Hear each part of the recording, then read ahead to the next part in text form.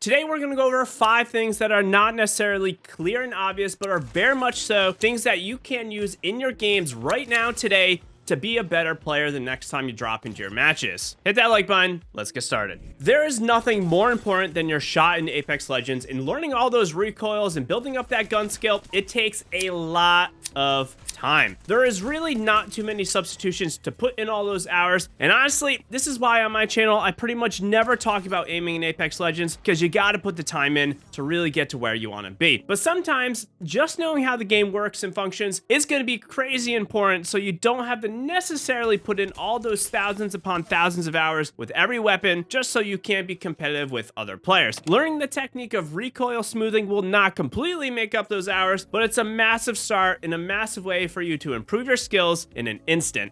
At its core, Apex Legends functions very differently compared to many of the other shooters out there, which does unlock a very specific way for you to better reduce or even completely eliminate the vertical recoil on certain weapons. Whenever you move your crosshair in the left or right direction, it's going to pretty much completely remove the vertical recoil from your weapon. So how do you use this in a fight? Simply put, when you are firing, you can move your character left or right, and then at the same time, move your crosshair in the opposite direction, tracking that enemy to get some shots in there with pretty much no recoil if you do it properly. You can't do this without yourself strafing, but it's going to be very specific in terms of what the enemy is doing in order for it to work, which is really why you need to have some sort of strafe in there for your recoil pretty much to be eliminated. At the end of it all though, horizontal movement of your guns will drastically reduce that vertical recoil, and you should be utilizing this as much as possible. Second to your gun skill is probably the other thing Apex Legends is most known for, and it is going to be your movement. Movement in Apex is of course no joke, and getting out dueled is going to happen. Much like your shot,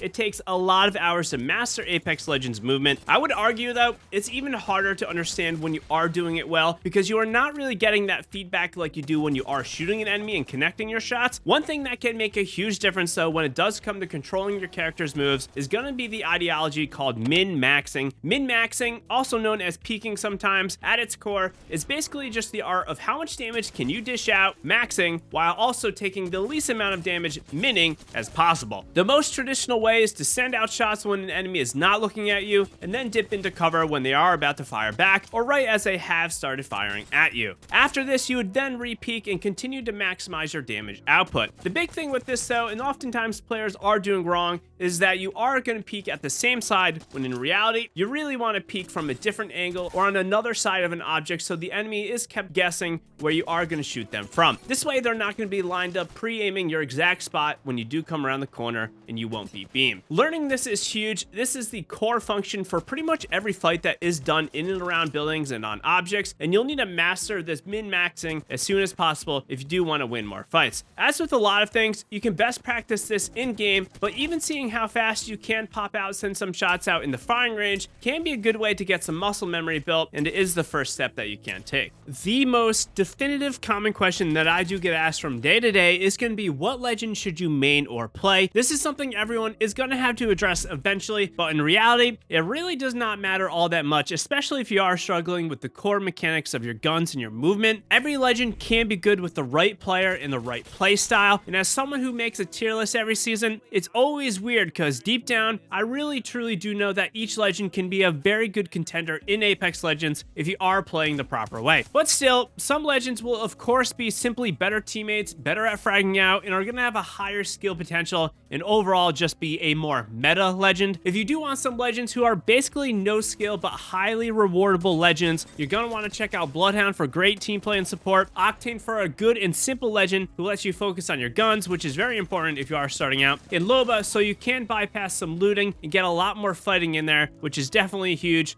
Newer players are generally spending more time looting, when really, you should be spending a lot more time fighting. Just know that whoever you are going to pick to play, you can make it work, and if you do need more on every single legend or any specific legend, check out the playlist in the description down below or the pinned comment.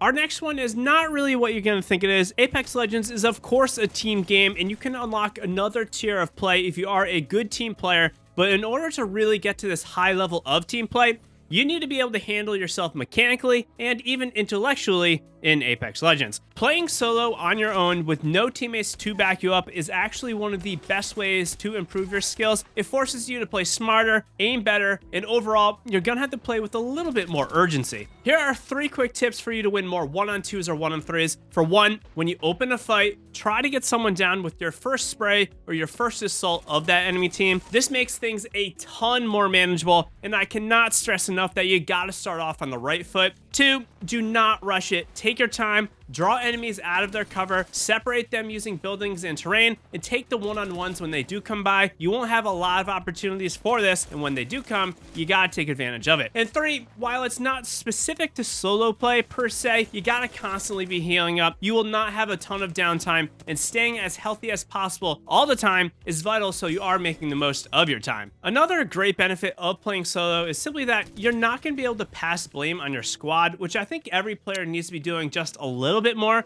You need to be taking more ownership and responsibility of your gameplay, and a little less blame passing, I think, is what everyone should be doing.